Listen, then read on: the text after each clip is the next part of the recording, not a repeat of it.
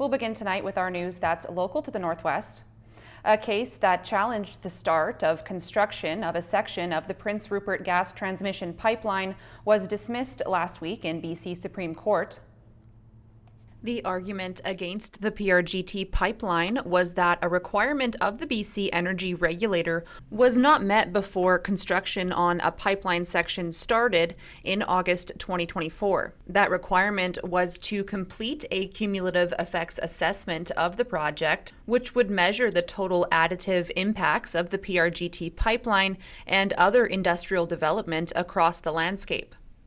The case was brought forth by the Kispiox Band, Kispiox Valley Community Center Association, and Skeena Watershed Conservation Coalition. They're going to trench through hundreds of salmon streams and tributaries, digging it up, sediment, silt erosion. We saw this with Coastal GasLink. Coastal GasLink self-reported several times, hey, DFO, we have higher than expected fish mortality rates where we're constructing the pipeline on this specific section of river. DFO didn't even go and inspect.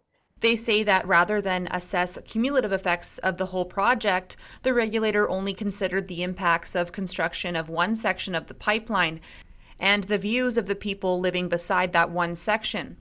The groups argued that assessing the impacts of pipeline sections in isolation was the opposite of a cumulative effects assessment. The court concluded that the groups could not challenge the regulator's decision to focus its assessment on one section of the pipeline, in part because they did not live along that section. But eco-justice lawyer Matt Hulse argues that impacts from the construction of a pipeline are not experienced section by section, hence the necessity of a cumulative effects assessment. The groups now have 30 days to decide whether to appeal the court's decision.